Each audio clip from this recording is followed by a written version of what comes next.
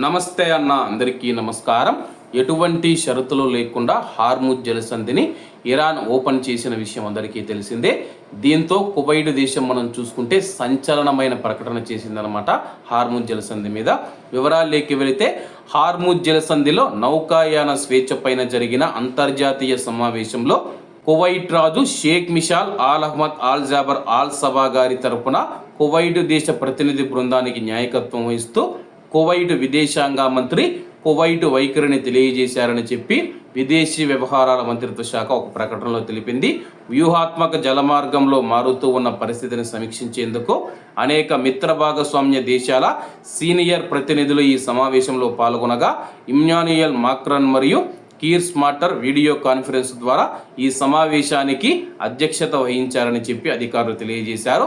తన ప్రసంగంలో హార్ముజ్ జలసంధిలో సురక్షితమైన సముద్ర వాతావరణాన్ని నిర్ధారించడానికి ఫ్రాన్సు, యునైటెడ్ కింగ్డమ్ మరియు అంతర్జాతీయ భాగస్వామ్యులు చేపట్టిన ప్రయత్నాలను కువైట్ విదేశాంగ మంత్రి షేక్ జర్రా గారు ప్రశంసించారు.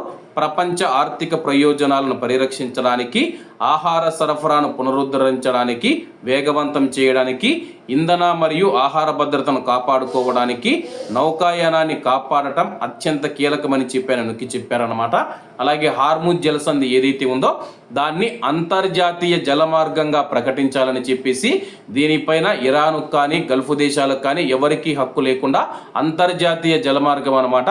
అంటే ఆ యొక్క అంతర్జాతీయ జలమార్గంగా ప్రకటిస్తే కానీ ఆ యొక్క జలమార్గం ద్వారా ఏ దేశమైనా రాకపోకలు కొనసాగించవచ్చు అనమాట. అలాగే ఇరాన్ పూర్తిగా హార్ముజ్ జలసంధిని తన యొక్క స్వాధీనం చేసుకుంటే కానీ కువైట్ మరియు గల్ఫ్ దేశాలు రాబోయే రోజుల్లో ఇరాన్ కింద బ్రతకవలసి వస్తుంది. దాన్ని మేము అంగీకరించమని చెప్పేసి స్పష్టం చేయడం జరిగింది.